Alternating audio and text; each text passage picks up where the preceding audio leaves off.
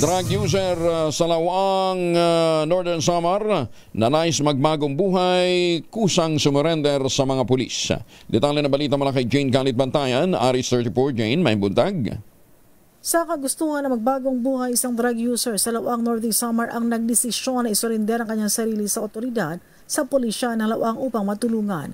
Aminado ito sa paggagamit ng binagbabawal na gamot. Sa mga social media page naman ng bawat police station sa lalawigan, ang kanilang panawagan itigil ang pagdudroga ng isang salot sa lipunan. Ayon sa report ng PNP Lawang, ang sumuko ay isang 30 years old na lalaki at isa itong nagtatrabaho sa bakery at residente ng Lawang, Northern Samar. Sa tulong na rin ng mga barangay officials ng lugar ay sumuko ito. Itinuturing ito ng pulisya ngayon bilang bahagi ng pinagdinaan anti-illegal drug campaign ng Lawang Municipal Police Station.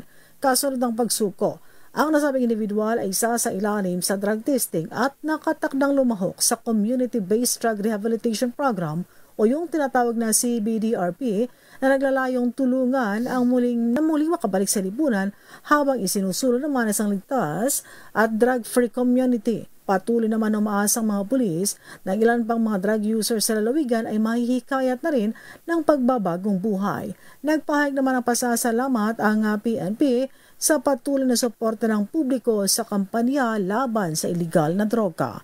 Mula sa Aksyon Radyo Katarman, RH34 Jane Galit Bantayan ng DZRH, una sa Pilipinas, una sa Pilipino. Daghang salamat, Jane.